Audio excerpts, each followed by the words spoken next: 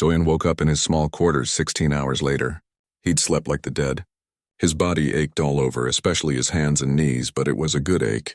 The ache of work well done, his communicator was flashing. He had 347 messages. He ignored them all and went to take a shower. When he emerged, someone was knocking on his door.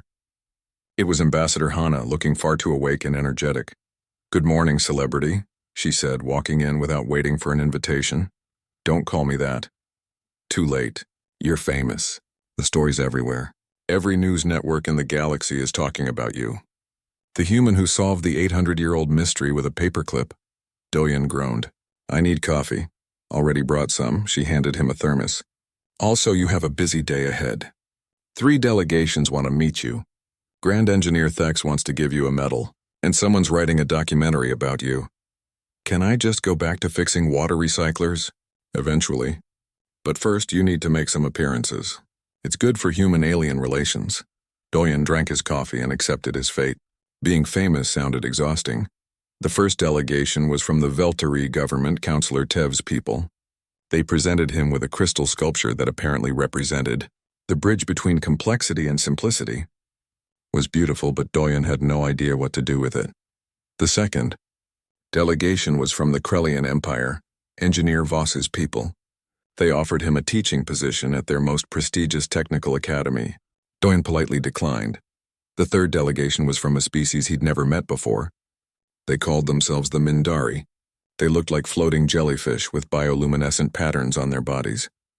"We've been studying the predecessors for thousands of years," their leader said through a translator. "We've learned much from their technology, but we missed the most important lesson." "What's that?" Doyen asked. "That true wisdom lies in making things accessible, not in making them complicated. You've reminded us of this truth." "Thank you." They didn't offer him anything. They just thanked him and left. Somehow that felt more meaningful than all the other gifts and offers. In the afternoon, Doyen visited the ancient archives. He'd never been to the upper levels of the station before. The elevator ride was smooth and quiet. Minho accompanied him, excitedly explaining what they'd found. "There are entire libraries up here," Minho said. "Technology blueprints, historical records, cultural archives. And the most amazing thing? There are instruction manuals. Simple pictographic instruction manuals that anyone can understand, regardless of their technology level." The archives were vast, room after room filled with glowing data crystals and holographic displays. Researchers from dozens of species worked frantically, copying data, taking notes, scanning everything. Scholar Pren was there, sitting in a comfortable chair, reading through historical texts. He looked happier than Doyen had ever seen him. "Mr. Kim," the old scholar said, "come sit with me. I want to show you something." Doyen sat down. Pren pulled up a holographic display. It showed text in the predecessor language with a translation running below it. "This is from a predecessor philosophical text," Pren said.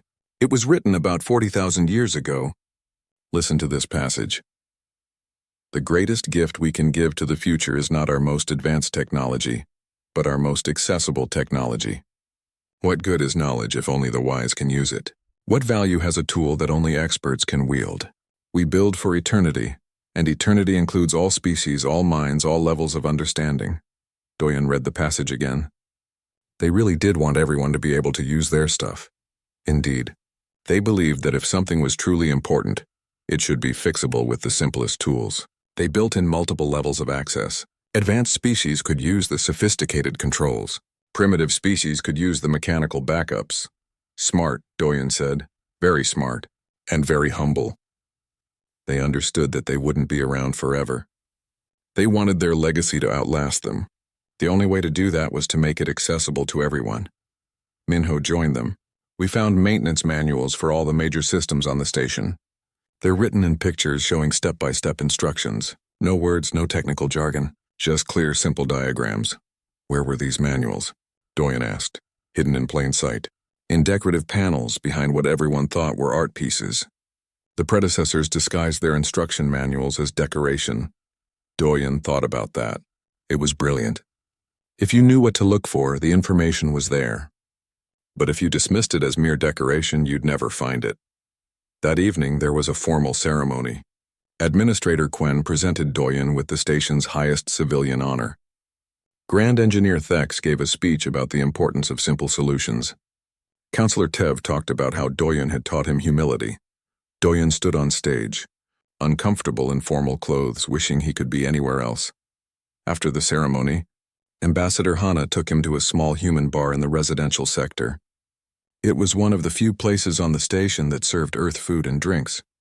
Captain Yunji was already there, along with Dr. Minho Park. Doyen's younger sister Jiwon was there too. She'd flown in from Earth just to see him. She was a shuttle pilot, always traveling, never staying in one place for long. My big brother. The hero, Jiwon teased, hugging him tight. Stop, Doyen said, but he was smiling. They sat at a corner table away from the crowds. Someone brought them drinks. They toasted to Doyen's success, to humanity's place in the galaxy, to simple solutions and complicated problems. So what's next for you? Yunji asked. You've got job offers from everyone. You could name your price. I'm going back to fixing water recyclers, Doyen said. Seriously? Jiwon asked. Yeah, I like my job. I like fixing things. I don't need to be famous or important. I just want to help people. You're crazy, Jiwon said. But I respect it. Hana raised her glass. To Doyen Kim, the man who proved that sometimes the simplest solution is the best solution. They all drank to that. Doyen's communicator buzzed. He looked at the message and smiled. What is it? Minho asked. There's a station 3 sectors away. They've got a water purification system that's been broken for 10 years. No one can fix it. They're asking if I can take a look. Are you going to? Yunji asked. Doyen pulled out his paperclip. It was still bent and scratched from the elevator repair. But it was still functional. Still useful, yeah, he said. I'm going to. When do you leave? Jiwon asked. Tomorrow morning, she laughed. You really can't sit still, can you? There are too many broken things in the galaxy, Doyen said. Someone has to fix them, and that someone is you. Why not? I've got the tools. He held up the paperclip. And I know how to use them. They stayed in the bar for hours, talking and laughing. Eventually, people recognized Doyen and came over to thank him. He accepted their gratitude awkwardly, never quite comfortable with the attention. But he understood now that what he'd done was important. Not just fixing the elevator, but showing people a different way to think about problems. Showing them that you didn't need the fanciest tools or the most advanced knowledge. Sometimes you just needed patience, creativity, and a willingness to try. The galaxy was full of complicated problems. Doyen didn't have fancy solutions for them, but he had simple tools, practical knowledge, and a lot of stubbornness. It had been enough to fix an ancient alien elevator. It would be enough for whatever came next. He put the paperclip back in his shirt pocket right over his heart. It was just a piece of bent wire. But it represented something bigger. The human ability to adapt, to improvise, to find solutions where others saw only obstacles. The predecessors had understood that principle. They'd built their civilization on accessibility and simplicity. Now, 40,000 years after they'd disappeared, a human maintenance technician had proven them right. Doyen Kim didn't know much about predecessor philosophy or galactic politics. But he knew how to fix broken things, and in a galaxy full of complicated problems, that skill was more valuable than all the advanced technology in the universe. He finished his drink, said goodbye to his friends, and headed back to his quarters. Tomorrow he'd leave for another station, another problem, another chance to help. He was just a maintenance technician. But maybe in a galaxy that had forgotten the value of simplicity, that was exactly what everyone needed. The paperclip in his pocket felt warm. Ready for the next challenge. And Doyen Kim was ready too. Paperclip, the elevator door stood open. Golden light spilled out from inside the shaft. The light was warm and welcoming. Nothing like the cold blue glow from before. Doyen stood there staring. He'd actually done it. Someone grabbed him in a hug.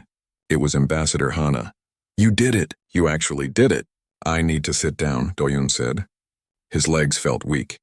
The adrenaline was wearing off and exhaustion was hitting him like a truck. Captain Yunji helped him to a chair.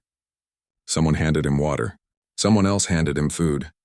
The aliens crowded around him, all talking at once. Doyen couldn't understand most of it. His translator was having trouble keeping up with multiple conversations. Counselor Tev approached. The alien engineer looked different somehow. Less rigid, less proud. Mr. Kim, I owe you an apology. It's okay, Doyen said. He was too tired to care about apologies. No, it's not okay. I was arrogant. I assumed that because I had advanced knowledge and sophisticated tools, I was better equipped to solve this problem. But I was wrong. I was looking at the problem through the lens of my own expertise. I couldn't see the simple solution because I was searching for complex ones. Doyen took a drink of water. Sometimes the simplest answer is the right one. Indeed. Tev looked at the open elevator doors. May I ask you something? Sure. How did you know to look for a mechanical lock? What made you think the predecessors would use such a primitive method? Doyen thought about it. Because I fix broken things for a living. And I've learned that the stuff that lasts the longest is usually the simplest. Fancy technology breaks. It needs power, maintenance, and spare parts. But a mechanical lock, that can last forever if it's built right. Minho came over, his datapad in hand. Doyen, you need to see this. The elevator isn't just working. It's working perfectly. All 17 gravitational nodes are in perfect alignment. Better alignment than the original specifications showed. How's that possible? Doyen asked. I think the corrosion and blockage actually helped. When you cleared them, the pins settled into their optimal positions, not just their original positions. You didn't just fix the elevator. You improved it. Administrator Quen approached, his massive slug body rippling with what Doyen now recognized as excitement. Mr. Kim, the Galactic Union owes you a tremendous debt. Name your price. Anything you want. Doyen shook his head. I was just doing my job. Your job was to maintain water recyclers and door panels. This was far beyond your job description. Then I guess I went above and beyond. But I don't need a reward. I'm just glad it worked. The administrator rippled again. You humans are very strange. But I like you. At the very least, please accept the Union's formal gratitude. More aliens were arriving now. Diplomats in fancy clothes, engineers with scanning equipment, security officers keeping the crowd under control. Everyone wanted to see the open elevator. A tall alien in an elaborate uniform pushed through the crowd. It had forearms and skin that looked like polished stone. I am Grand Engineer Thex, head of the Galactic Union Engineering Corps. I want a full report on how this repair was accomplished. Counselor Tev stepped forward. Grand Engineer Mr. Kim discovered an access port that our scans missed. He used manual manipulation to realign the gravitational nodes through a mechanical interface. Manual manipulation? With what tools? Doyen held up his paperclip. It was bent and scratched now, but still intact. This. Grand Engineer Thex stared at the paperclip. Then at Doyen, then back at the paperclip. You fixed a predecessor gravitational elevator with a piece of bent wire? Yeah, that's impossible, but he did it, Minho said. I have all the sensor data. I watched the whole thing. It happened. Grand Engineer Thex was silent for a long moment. Then he started laughing. It was a deep booming laugh that echoed through the chamber. This is wonderful. This is exactly what the galaxy needs. We've become so dependent on our technology that we've forgotten the value of simple solutions. He turned to the crowd. Let this be a lesson to all of us. The predecessors, the most advanced civilization in history, built their greatest works with the assumption that someday, someone with only basic tools might need to fix them. They didn't design for complexity. They designed for accessibility. Scholar Pren shuffled forward, leaning on his cane. I've been saying this for years. The predecessors believed in eternal accessibility. And you were right, old friend, Thex said. We should have listened to you. He turned back to Doyen. Mr. Kim, I would like to offer you a position in the Galactic Union Engineering Corps. We need people who think like you. Doyen shook his head. Thanks, but I'm happy doing what I do. Fixing things, helping people. I don't need a fancy title. At least consider it. The galaxy needs your perspective. I'll think about it, Doyen said, though he already knew his answer. A diplomatic aide rushed into the chamber. Administrator Quen, the summit delegates are arriving. They're asking to see the archives. Tell them the Grand Ascension shaft is operational, Quen said. They may access the archives at their convenience. The aide looked shocked. It's really fixed? See for yourself. Quen gestured at the open doors. The aide stared, then rushed out to spread the news. Captain Yunji helped Doyen stand up. Come on, you need rest. You've been awake for almost 24 hours. What about the elevator? Should someone test it? I'll test it, Minho volunteered. I've been monitoring the systems all night. It's completely safe. I'll go with you, Counselor Tev said. I want to see the archives. I've waited 30 years for this. A group of engineers and diplomats gathered at the elevator entrance. Minho and Tev entered first. The others followed. The doors closed smoothly and the elevator began to rise. Through the transparent shaft, they could watch it ascend, glowing with golden light. Everyone held their breath. The elevator rose smoothly, silently, perfectly. It reached the top of the shaft and stopped. A moment later, they received a transmission. It was Minho's voice crackling with excitement. It works. The archives are open, and there's so much here. Technology, history, art. It's incredible. The chamber erupted in celebration again. Aliens were hugging each other, making sounds of joy in a dozen different languages. Administrator Quen was rippling so much he looked like he might splash apart. Ambassador Hana put her hand on Doyen's shoulder. You've made history today. You know that, right? I fixed an elevator, Doyen said. That's all. You did more than that. You showed the galaxy that humans have something valuable to contribute, not advanced technology or military might, but creativity, adaptability, and the ability to solve problems with whatever we have on hand. Captain Yunji nodded. The story's already spreading. By tomorrow, everyone in the galaxy will know about the human who fixed the impossible elevator with a paperclip. Doyen looked at the paperclip in his hand. It had been through a lot. It was bent and scratched and definitely not in mint condition. But it had done the job. Just like he had. Can I go sleep now? He asked. Hana laughed. Yes, you've earned it. But tomorrow, be prepared for interviews. Lots of interviews. Great, Doyen muttered. As they walked out of the chamber, Doyen took one last look at the elevator. The doors were closed again, but they were working now. The light had changed from cold blue to warm gold. The whole chamber felt different. Alive. Functional. He'd fixed an ancient alien elevator with a paperclip. It sounded crazy when he thought about it. But crazy solutions worked sometimes, especially when everyone else was too busy being smart to try them. He put the paperclip back in his shirt pocket. He'd keep it. Maybe frame it someday, or maybe just carry it around, ready for the next impossible problem. Because there was always a next problem, and Doyen Kim was always ready to fix it. 3 days had passed. Doyen had spent most of that time just staring at the elevator doors. The alien engineers thought he was wasting time. He could hear them whispering. Some of them laughed when they thought he couldn't hear. He didn't care. He'd learned a long time ago that the best way to fix something was to understand it first. You couldn't rush understanding. A young human man approached him. He wore glasses and carried a datapad. He looked nervous. Mr. Kim? I'm Dr. Minho Park. I'm a physicist. Administrator Quen assigned me to help you. Doyen looked at him. You know anything about elevators? Not really. I study quantum mechanics and gravitational fields. I've been reviewing the data on this elevator for the past 2 days. The math is incredible. The predecessors understood physics in ways we're only beginning to grasp. Can you make it work? Minho looked embarrassed. No, I can tell you why it doesn't work. But fixing it? That's beyond my abilities. At least you're honest. Doyen went back to examining the doorframe. He ran his fingers along the edges where the doors met the wall. What are you looking for? Minho asked. Something that doesn't belong, or something that should be there but isn't. Doyen knelt down and looked at the bottom of the doors.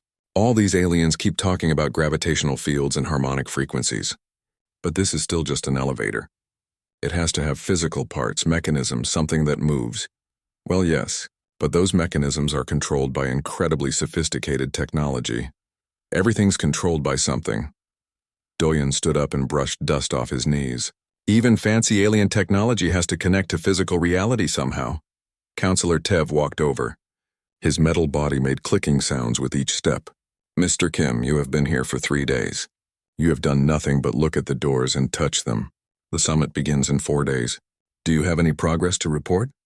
I'm working, Doyen said. You're wasting time. Perhaps Administrator Quen should bring in someone more qualified. You've had 800 years. I've had 3 days. Give me a break. Tev's compound eyes seemed to glitter with anger. Your primitive approach is embarrassing. This is predecessor technology. It requires sophisticated analysis and advanced tools. Maybe. Or maybe it requires someone who knows how to fix broken things. Doyen turned back to the doors. You can watch or you can leave. Either way, I'm going to keep working. The alien engineer made an angry clicking sound and walked away. Minho adjusted his glasses. You shouldn't antagonize him. He's very influential.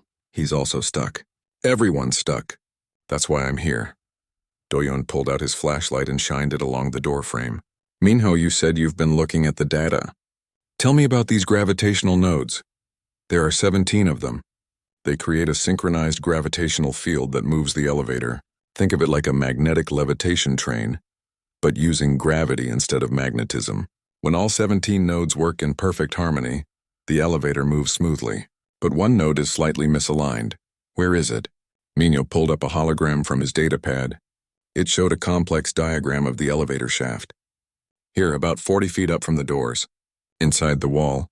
Can we get to it? No, there's no access panel. The predecessors sealed everything inside the structure. Doyon frowned. That didn't make sense. What if something broke? How would they fix it? That's what everyone's been trying to figure out for centuries. The predecessors built things to last forever. They didn't plan for repairs. Everything breaks eventually.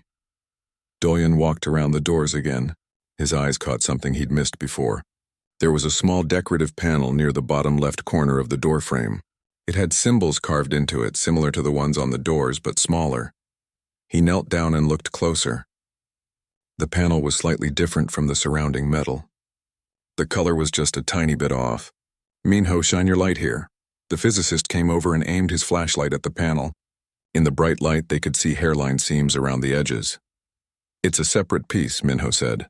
I never noticed that before. Because you weren't looking for it. Doyon pressed on the panel. Nothing happened. He tried pushing it from different angles. Still nothing. He ran his fingers around the seams. There's a gap here. Like it's supposed to come off. Should we get tools? Maybe a laser cutter? No. If it's designed to come off, there should be a simple way to remove it. Doyon pressed harder on different parts of the panel. Finally, he felt something give. The panel slid to the side, revealing a small opening behind it. Inside the opening was a mechanism. It looked ancient and complex, with interlocking metal parts that formed a circular pattern. In the center was a small hole, maybe half an inch wide. What is that? Minho asked. Doyon stared at it. He'd seen something like this before. Not exactly the same, but similar.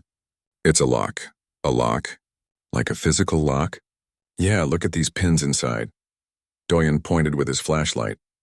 There are multiple pins at different depths. They need to be aligned correctly for the mechanism to work. Minho pulled up his datapad and started taking readings. This is incredible. The mechanism is connected to the gravitational node system. If we can manipulate these pins, we might be able to realign the misaligned node. We need something thin and flexible. Something we can stick in there and move around. Doyon reached into his shirt pocket and pulled out his paperclip. He unbent it so it was straight. Minho stared. You're going to fix a predecessor gravitational elevator with a paperclip? Going to try. Doyon carefully inserted the straightened paperclip into the hole. He felt it touch the first pin. Very gently he pushed. The pin moved slightly. By now, other engineers had noticed what they were doing. Engineer Voss, the lizard alien, came over. What are you doing to the door? Found an access port, Doyon said, not looking away from his work. Counselor Tev rushed over. You found what? That's impossible. We scanned these doors with every type of sensor known to science. You scanned for important things. This looked like decoration. Doyon felt the second pin. It was stuck. He tried pushing from a different angle. Tev leaned in close, his metal body looming over Doyon. You're saying this elevator, this monument to predecessor engineering genius, is controlled by a mechanical lock? Looks like it. And you're trying to pick it with a piece of bent wire? Yeah. The alien engineer was silent for a long moment. Then he started making a sound like grinding metal. Doyon realized he was laughing. This is absurd. The predecessors were the most advanced civilization in galactic history. They wouldn't use something so primitive. Maybe they were smart enough to keep things simple. Doyon felt the stuck pin give way slightly. Fancy technology is great until it breaks. Simple stuff keeps working. Minho was frantically taking readings. Doyon, I'm detecting changes in the gravitational fields. Whatever you're doing, it's affecting the nodes. Good or bad? I'm not sure yet. Keep going. Doyon worked the paperclip deeper into the mechanism. He could feel multiple pins now, each one at a different depth. Some moved easily, others were stuck. He worked slowly, carefully. One wrong move could jam the mechanism even worse. Administrator Quinn entered the chamber. What's happening here? The human found an access port, Tev said. His voice sounded different now. Less angry, more curious. He's attempting to manually adjust the gravitational node system. With what tool? A paperclip, Quinn's body rippled. Is he making progress? Everyone looked at Minho. The physicist checked his readings. Yes, 3 of the 17 nodes have shifted toward alignment. It's slow, but it's working. The chamber went completely silent. All the alien engineers stopped what they were doing and watched. Doyen ignored them all. He focused on the feel of the paperclip, the resistance of each pin, the tiny clicks as they moved into place.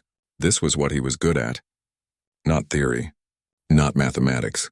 Just fixing things, one small piece at a time. He had 14 more nodes to go. Doyen Kim wiped the grease from his hands and looked at the broken water recycler. He had fixed it with a piece of wire and some tape. Nothing fancy. The alien crew members always seemed surprised when he fixed their equipment with simple tools. They expected computers and lasers for everything. Doyen just used whatever worked. He was a maintenance technician on Velthera Prime, a massive space station floating in orbit around a dead star. The station was ancient, really ancient. Some alien race called the predecessors had built it 50,000 years ago. Now it served as a meeting place for hundreds of different alien species. They called it the Galactic Union. Doyen had been working on the station for 3 years. Most days were boring. Fix a door. Repair a light. Clean a filter. He liked boring. Boring meant nothing was exploding. His communicator buzzed. It was Ambassador Hana Lee, one of the few other humans on the station. Doyen, can you come to the diplomatic quarter? They need you for something. He sighed. What broke this time? Just come. Trust me on this one. 20 minutes later, Doyen stood in a huge conference room. The ceiling was so high he could barely see it. Holographic displays floated in the air, showing charts and diagrams he didn't understand. A dozen aliens sat around a circular table. Most of them looked stressed. Ambassador Hana waved him over. She was in her 50s, always wearing formal clothes, always tired. Being a diplomat looked exhausting. Doyen, this is Administrator Quinn. Hana pointed to a slug-like creature the size of a small car. Its skin was purple and covered in slime. He runs this station. The administrator's voice came through a translator device. It sounded wet and gurgling. Mr. Kim, we have a problem. A very expensive problem. Another alien stood up. This one looked like a giant praying mantis made of blue metal. Its eyes were compound, reflecting light like diamonds. I am Counselor Tev. I am the chief engineer of the Veltheri people. I have spent 30 years studying predecessor technology. Doyen nodded politely. He had no idea where this was going. Administrator Quinn brought up a hologram. It showed a massive cylindrical shaft going up through the center of the station. This is the Grand Ascension shaft. It's an elevator. It goes to the ancient archives in the upper levels of the station. Okay, Doyen said. What's wrong with it? It hasn't worked in 847 years, Counselor Tev said. His translator made his voice sound sharp and annoyed. Every attempt to repair it has failed. We have used quantum scanners, gravitational manipulators, temporal analysis devices. Nothing works. Doyen looked at the hologram. Have you tried the manual controls? The room went silent. Several aliens looked at each other. There are no manual controls, Tev said slowly, like he was talking to a child. The predecessors were far beyond such primitive methods. Right. Doyen scratched his head. So why do you need me? Ambassador Hana stepped forward. Because there's a major diplomatic summit happening in 1 week. Several species want access to the archives. There are technology blueprints up there worth billions of credits, maybe trillions. If we can't open that elevator, the summit will fail. Possibly violently. Administrator Quinn's body rippled. Doyen guessed that meant he was worried. We have tried everything. Every expert in the galaxy has looked at this problem. I am out of options. Ambassador Lee suggested that humans might have a different approach.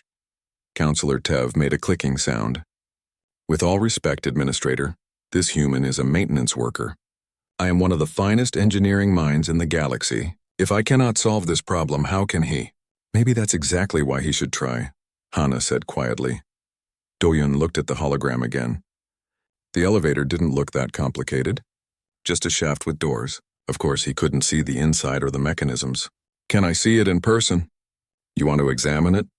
Tev asked. Yeah, I can't fix something from a picture. Administrator Quen rippled again. Very well. You have 1 week. If you can fix the Grand Ascension shaft, the Galactic Union will be very grateful. If you cannot... He trailed off. If I cannot, nothing changes, Doyen said.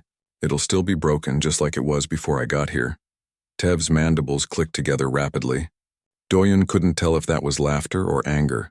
They took him to the Grand Ascension shaft chamber. The room was enormous. The elevator doors stood 30 feet tall, made of some dark metal that seemed to absorb light. Symbols were carved into the surface, glowing faintly blue. Dozens of cables and sensors were attached to the doors, connected to monitoring equipment. Several alien engineers worked at computer stations. They all stopped and stared when Doyen walked in. This is the human, one of them asked. It looked like a lizard standing upright, covered in green scales. This is Doyen Kim, Administrator Quen said. He will be examining the elevator. With what equipment? The lizard alien asked. Doyen held up his tool belt. It had a screwdriver, a wrench, some wire, tape, and his flashlight. In his shirt pocket, he had a paperclip. He always carried one. It was useful for all sorts of things. The lizard alien stared. You're joking. Engineer Voss, please show respect, Administrator Quen said. Counselor Tev walked up to the elevator doors. Let me explain the problem in simple terms. This elevator uses something called a harmonic frequency lock. 17 gravitational nodes must be perfectly synchronized. One of them is slightly out of alignment. Only 0.000003% out of alignment. But that's enough to jam the entire system. Why can't you realign it? Doyen asked. Because the system is incredibly delicate. Every time we try to adjust the misaligned node, it causes problems in the other nodes. We've attempted molecular realignment, nanite repair swarms, quantum probability adjustments. Everything fails. Doyen walked up to the doors. He put his hand on the metal. It was cool to the touch. He could feel a very faint vibration. Please don't touch that, Tev shouted. Physical contact could damage the sensitive mechanisms. It's just a door, Doyen said. It's a predecessor gravitational control system worth more than your entire planet. Administrator Quen held up a tentacle. Counselor Tev, he has my permission to examine the elevator. By any means he chooses. Tev's body went rigid, but he said nothing. Doyen spent the next hour just looking at the doors. He walked around them. He put his ear against the metal and listened. He tapped different spots with his knuckles. The aliens watched him like he was crazy. Finally, Ambassador Hana came over. What do you think? I think everyone's been overthinking this, Doyen said. Give me a few days. Let me really look at it. You have 1 week, she reminded him, I know. He looked at the massive doors. Somewhere behind all that fancy alien technology was just a mechanical problem, and mechanical problems could be fixed, usually in simple ways. He pulled out his paperclip and held it up to the light. It wasn't much, but sometimes the simplest tools were the best ones. Behind him, he heard Counselor Tev say something in his own language. The translator didn't pick it up, but Doyen could guess. The alien probably thought he was insane, maybe he was, but he'd fixed impossible things before. This elevator would be no different. Taeyang stood on the bridge of Seolhua, staring at 6 Vaxil warships. His heart pounded. His hands shook.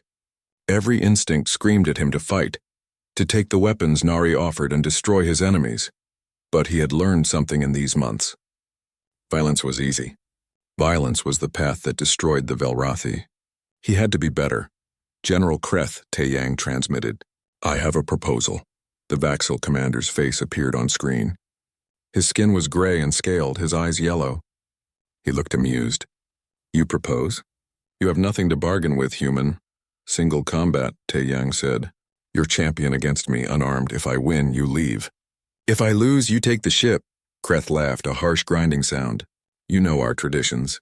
You propose a Talcath, an honor duel. Very well, I accept. It will be entertaining to watch you die.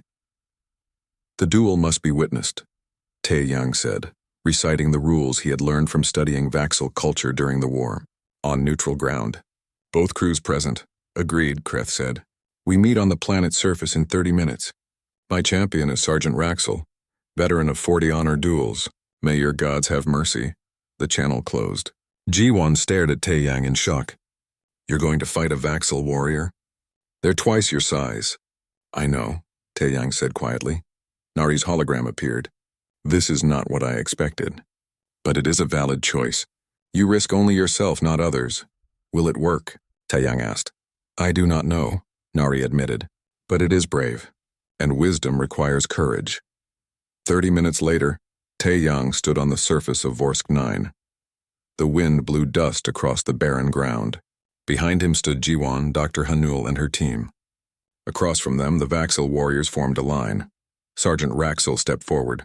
He was massive, nearly 3 meters tall, covered in armored scales. Cybernetic implants enhanced his already formidable strength. He looked down at Taeyang with contempt. A human, Raxil said in rough Korean. This will be quick. General Kreth raised his hand. The Talketh begins. Fight until surrender or death. The duel started. Raxil moved fast for someone so large. His first punch would have taken Taeyang's head off if it connected. Taeyang ducked and rolled away. He couldn't match the Vaxil's strength or reach. He had to use speed. The fight was brutal. Raxil's blows came like hammer strikes. Each one that connected sent Taeyang sprawling. He tasted blood. His ribs screamed in pain, but he kept getting up. He used his combat training, targeting weak points, the gaps in Raxil's scales, the joints, but nothing worked. The Vaxil was too strong, too experienced. Taeyang hit the ground hard. His vision blurred. Blood ran down his face. Raxil stood over him. Stay down, the Vaxil warrior growled. You have courage, but you cannot win. Taeyang forced himself to stand. His body begged him to quit. But he thought of the people behind him, the innocent scientists. He thought of the Velrathi and their mistake. He thought of everything Nari had taught him. I'm not trying to win, Taeyang said, breathing hard. I'm trying to show you that fighting is not the only answer. Raxil paused. What? Why are you doing this? Taeyang asked. What do you gain from this fight? What does your general gain from killing scientists?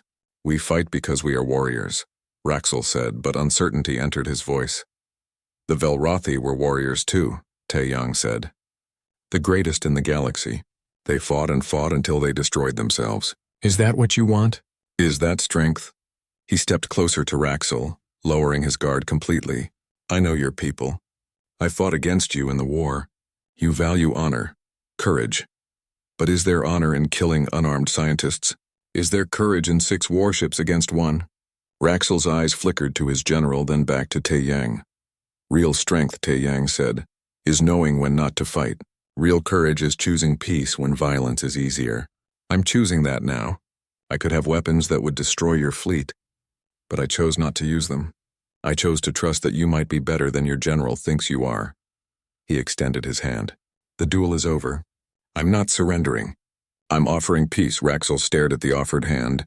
The silence stretched. Behind them, General Kreth shouted angrily. Finish him. Kill the human. But Raxil did not move. He looked at Taeyang's battered face, at the hand extended in trust, at the people standing behind him. No, Raxil said quietly. What? Kreth's voice rose to a roar. Raxil turned to face his general. The human fought with honor. He offered peace. I accept his offer. The Talketh is complete. He has won. You dare defy me? Kreth screamed. You dishonor us all, Raxil said loudly, his voice carrying to all the Vaxil warriors. 6 ships against 1. Threatening scientists. Using honor duels as tricks. This is not the warrior way. This is cowardice. Other Vaxil soldiers began murmuring. Some nodded in agreement. Kreth's authority crumbled before Taeyang's eyes. Stand down, one of the ship captains said over the comm. Sergeant Raxil is correct. We will not participate in this dishonor. One by one, the Vaxil ships powered down their weapons. General Kreth raged, but no one obeyed him. His fleet turned and left Vorsk 9, leaving him behind. Raxil offered Taeyang his hand. You are strange for a human, but you have honor. Taeyang shook the massive scaled hand. You could have killed me. Yes, Raxil agreed. But you showed me something more valuable than victory. You showed me choice. The Vaxil sergeant left with his fellows. The dig site was safe. Everyone was alive. Taeyang collapsed to his knees, finally allowing himself to feel the pain. Dr. Hanul and Jiwon rushed to help him back to the ship. In the medical bay, as Jiwon treated his injuries, Nari appeared. You passed, she said simply. The 3rd trial is complete. I thought I was going to die, Taeyang admitted. You were willing to die for others. You risked everything on the belief that peace could succeed where violence would fail. You faced your greatest enemy and chose mercy. Nari's holographic form seemed to glow brighter. You have proven yourself worthy. Not as a warrior, as something better. The ship's systems responded. Every lock disappeared. Full access granted. All systems are now yours, Nari said. Weapons, engines, shields, everything. The Blade of Dawn accepts you as her captain. Tae-Yang looked at the weapons display. He could access them now. Devastating power at his fingertips. Will I ever use them? That is your choice, Nari said. I trust you will choose wisely. That is what these months have been about. Not teaching you when to fight, but teaching you when not to. Days later, after the dig site was secured and Dr. Hanul's findings were prepared for publication, HFY prepared to depart. The scientists thanked them profusely. The galaxy needs to know the truth about the Velrathi, she said. Their story could save countless civilizations from the same fate. As they left orbit, Nari spoke to Tae-Yang privately. I have received signals from 2 other Velrathi ships. They are waking. They sensed my message. Your message? That I have found someone worthy. Someone who can learn from our mistakes. They wish to meet you. Tae-Yang considered this. More ancient alien AIs. More tests probably. More lessons. Will they be as difficult as you? He asked.